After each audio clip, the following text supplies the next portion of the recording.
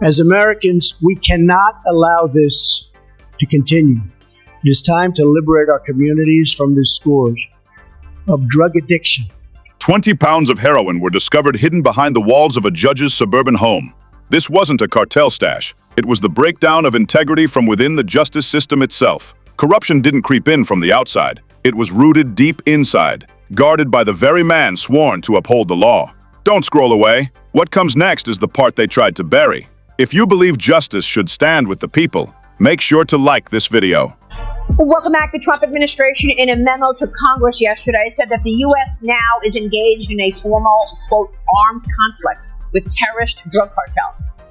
At 5:42 a.m., the streets of Cobb County, Georgia, were silent, the kind of silence that conceals a storm. Then, without warning, the calm shattered. The hallway lights flickered once, and the sound of boots filled the judge's home. FBI and IC tactical teams moved through Judge Marcus Hale's house with surgical precision. No shouting, no chaos, just quiet certainty. They already knew what they'd find. A steel door gave way beneath a battering ram, echoing through the halls like thunder. Family portraits hung askew, one showing a proud man beside the flag he swore to uphold. But behind that smile, loyalty had long decayed. Behind a false wall, agents uncovered 20 pounds of heroin neatly stamped and stacked like inventory in a warehouse safe, alongside $2.4 million in sealed cash. The basement was an arsenal of tactical rifles and handguns. But the true betrayal wasn't in the weapons or the drugs. On Hale's unlocked phone, investigators discovered encrypted messages with Tenagua, a Venezuelan cartel figure so feared that even his own men spoke of him in whispers. The messages revealed coordination on shipment schedules, delays in law enforcement operations, and court rulings timed to open safe corridors for narcotics. This wasn't mere corruption, it was allegiance. Judge Hale hadn't been coerced by the cartel, he was a part of it. The deeper agents dug, the more his polished image crumbled. Financial analysts tracked over $41.7 million laundered through 47 shell companies spread across Delaware, Panama, and Curacao. These entities had no employees, no offices, just bank accounts used to wash cartel money through the U.S. financial system. To the public, it looked like a judge dabbling in investments.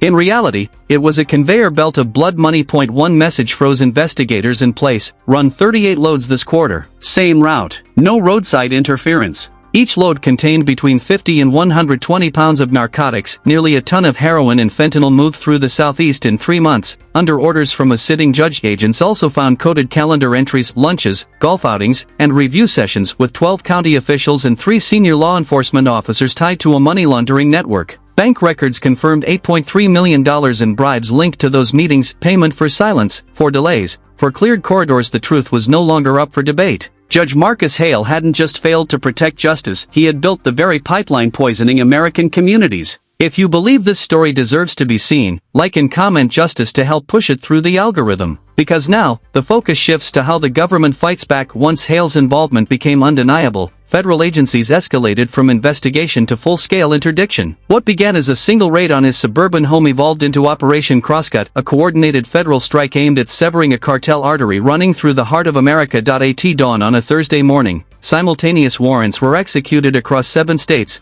Georgia, Florida, Texas, New Jersey, New York, Illinois, and Alabama. There were no warnings. In Savannah, unmarked SUVs moved silently along a row of decaying riverfront warehouses. From the outside, they looked abandoned, but inside, agents uncovered industrial packaging equipment, chemical residue, and shipment logs tied to containers arriving from Puerto Cabello, Venezuela. When tactical teams breached the side entrance, the sound of boots and shouted commands ricocheted off corrugated steel. Suspects tried fleeing toward the docks, but overhead drones sealed every escape route. Within minutes, the facility was under control. In Houston, a nondescript industrial suite served as a repackaging and conversion hub. Lights were still burning when agents stormed the site. 2 armed guards bolted for the back exit but were tackled by K-9 units before they reached the road. Inside, investigators found barrels of precursor chemicals, sealed drums, and scales dusted with narcotics residue. The air was thick with the acrid sting of toxic processing, but the most intense standoff erupted in central New Jersey, where cartel brokers operated out of a trucking distribution hub. As federal teams closed in, several workers dropped their clipboards and bolted between rows of freight trailers. Agents gave chase through narrow lanes filled with diesel fumes and echoing metal. Doors slammed, orders shouted, boots pounded pavement. One suspect tried hiding inside a refrigerated unit, but thermal imaging found him in seconds. Across all 7 locations, the scale of the operation became unmistakable. Agents seized 1.8 metric tons of narcotics, including fentanyl, heroin, and methamphetamine derivatives, 312 firearms, many with obliterated serial numbers, and roughly $142 million in cash, gold, and convertible securities. Even more damning, ledgers listed 21 municipal and law enforcement officials on the cartel's payroll, proof that the corruption Judge Hale helped build ran far deeper than anyone imagined.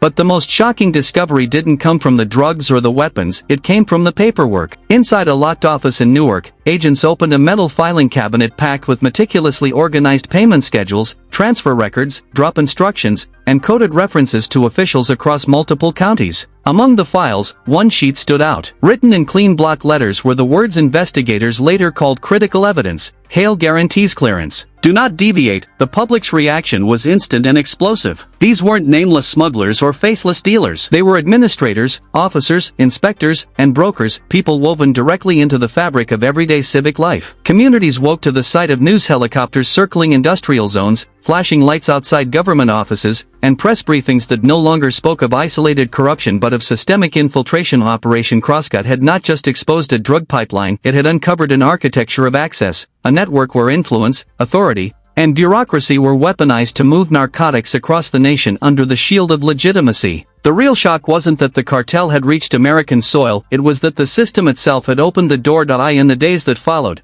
the aftermath didn't fade into silence, it erupted outward. As federal analysts sifted through the evidence, a clearer picture of the rot within emerged. What once looked like a single rogue judge now appeared to be a web of reciprocal favors, hidden transactions, and quiet approvals disguised as routine government business. The corruption wasn't lurking at the margins, it was threaded through the heart of local government. Investigators uncovered bank ledgers, email trails, and encrypted notes documenting years of coordination between cartel intermediaries and municipal officials across several states. Some of the records were almost brazen. A sheriff's deputy in Fulton County received regular transfers labeled as security consulting. A zoning commissioner in Jacksonville got wire deposits that perfectly matched the approval dates of riverfront warehouse leases. A procurement officer in Chicago pushed through urgent import waivers timed to the hour with cartel shipment arrivals. The data told a story that could no longer be denied. $8.3 million in bribes and facilitation payments traced over 5 years. 12 sworn police officers now under internal investigation,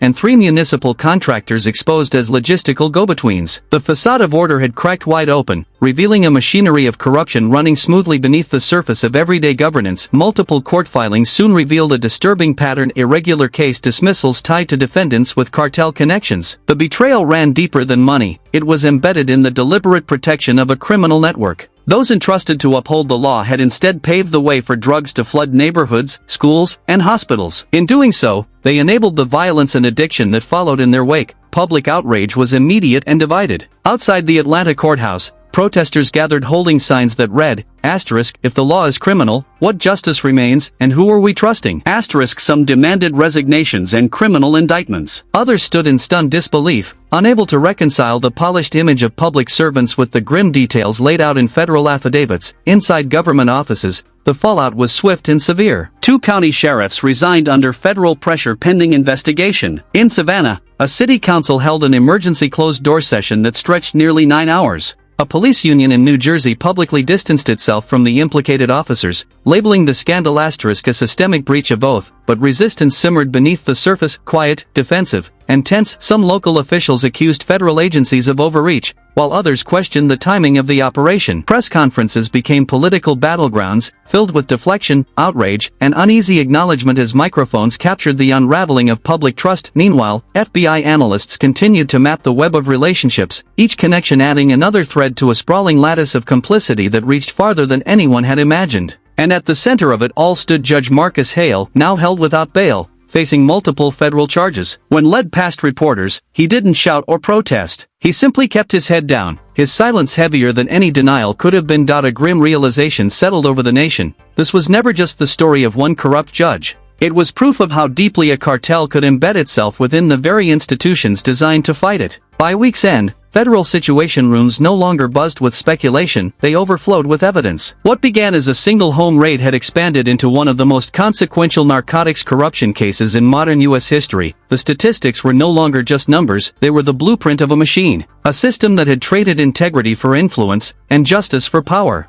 A total of 809 metric tons of narcotics were seized across all connected sites, an amount capable of flooding entire metropolitan regions for months. Alongside the drugs came $144.4 million in financial seizures, cash stuffed in duffel bags and safes, frozen bank accounts mid-transfer, halted commodity holdings, and 120 gold bars now locked in federal storage under court order. The weapons count reached 324, ranging from handguns and assault rifles to modified tactical gear, each catalogued and photographed under the sterile glare of fluorescent light. But the most consequential evidence wasn't physical, it was the names. Names recorded in ledger books, buried in internal emails, encrypted chats, burner phones, and government schedules. Each one marked a point where legality had fractured and loyalty had been sold. Federal prosecutors prepared 184 indictments, targeting not only traffickers and cartel brokers but also law enforcement officers, city employees, and government administrators who had knowingly aided or shielded the network. Some suspects folded quickly, trading testimony for reduced sentences.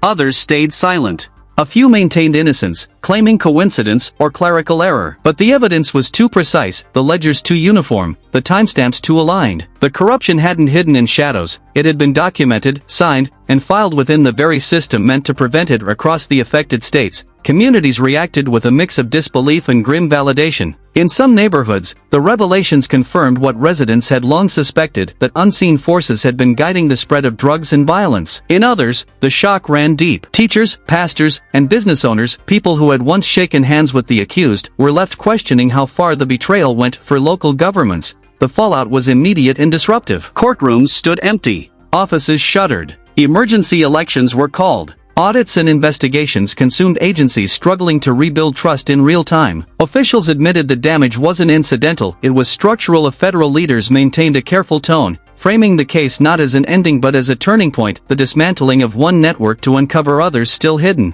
They warned the investigation could stretch on for months, even years. At the center of it all, Judge Marcus Hale remained under federal watch. His courtroom now sat empty, the bench polished, the flag still, his nameplate untouched. From the outside, it looked unchanged. But for those who knew the truth, that silence carried the weight of betrayal. The case left the nation with one unshakable realization: drugs don't simply appear in a city, they travel through systems. Systems built, managed, and protected by people entrusted with power. When that trust collapses, the damage doesn't begin with the drugs, it begins where the law itself bends, because the true danger revealed by this case wasn't just in the shipments, the money, or the weapons. It was in the quiet erosion of integrity. When the law becomes the gateway, when the judge holds the door open, and when the system meant to protect the innocent becomes the shield of the guilty. That's when the rot spreads deeper than any narcotic ever could. It wasn't just heroin hidden behind a wall, it was trust, broken, packaged, and sold. And that's the real cost. Not measured in pounds or dollars, but in faith. Communities depend on courts, officers, and institutions to stand as the barrier between order and chaos. But when those guardians fall, the damage doesn't just stain paper, it reshapes lives. Addiction spreads. Violence follows.